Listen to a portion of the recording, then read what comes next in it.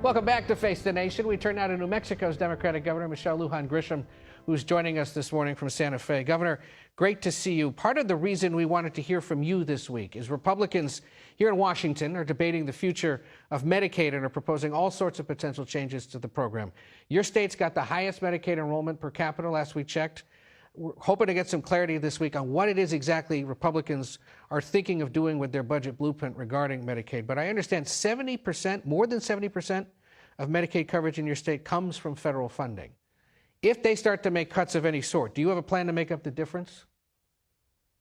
Well, look, I think every state, including this one, is going to do everything they can to protect the people that they are serving. And so we'll do the very same. And in fact, we've created sort of these Medicaid and related health care state-funded programs and trust funds.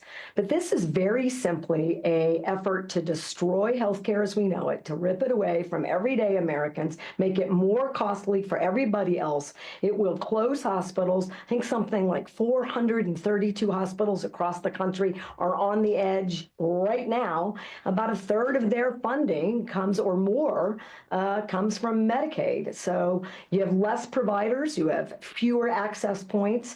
No state, including this one, no state can take this kind of cost shifting, and businesses then don't have employees because they don't have access to health care.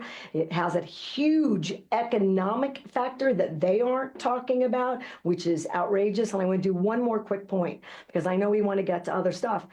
We had a governor who was trying to, I think, right before me, Governor Martinez, and to her credit, was looking at ways in a recession-era economy in New Mexico to look to have cost savings. They completely cut behavioral health out of Medicaid. And more than a decade later, we are still digging out.